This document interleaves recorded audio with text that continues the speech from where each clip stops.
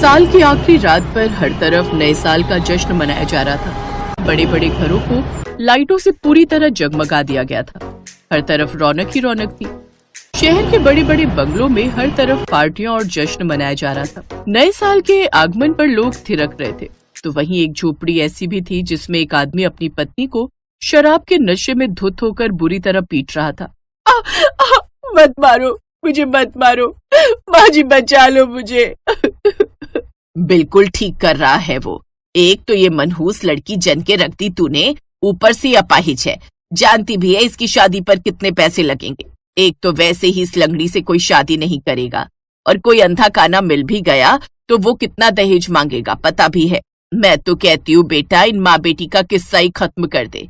नए साल पर नई बहू ले आऊंगी मैं तेरे लिए, तेरा दूसरा ब्याह करवा दूंगी तो कम से कम लड़का तो जनेगी वो। अपनी माँ की पिटाई होती देख नीलम अपनी दादी से, बाबा नहीं मारो, मत मारो माँ को बाबा।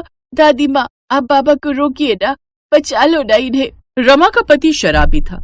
वो थोड़ी बहुत मजदूरी करके पैसे कमाता था। उसकी एक 7 साल की बेटी नीलम थी जो कि अपाहिज थी। नीलम के पिता अक्सर शराब के नशे में धुत होकर उसकी माँ की पिटाई करता था। उनके साथ उनकी दादी भी रहती थी, लेकिन वो भी अपने बेटे को रोकने की बजाय रमा और नीलम को ही बुरा भला कहती थी। उस रात सब नए साल का स्वागत खुशी खुशी कर रहे थे, तो वहीं अपाहिज नीलम अपनी माँ के जख्मों पर मरहम लगा रही थी। माँ मैं ही मनहूस हूं ना, मेरे कारण बाबा आपको कितना मारते पीटते हैं ना।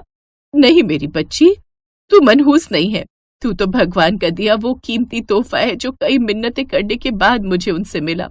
रमा का पति भले ही जैसा भी हो, लेकिन जब भी वो अपनी बेटी को देखती वो अपने सारे गम भूल जाती। ऐसे ही कई साल बीत गए।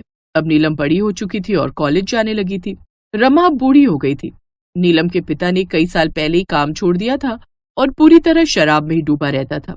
घर का खर्चा और नीलम की पढ़ाई का खर्च उठाने के लिए अब रमा एक कॉलेज में साफ सफाई का काम करती थी। नीलम भी उसी कॉलेज में पढ़ती थी। एक रोज नीलम क्लास में आ ही रही थी कि अचानक वो बहुत तेज की गिर जाती है। उसकी बैसाखी एक तरफ जाकर गिरती है। ये लंगड़ी का रोजाना का यही ड्रामा है, आते ही पूरी क्लास का माहौल बिगाड़ देती है।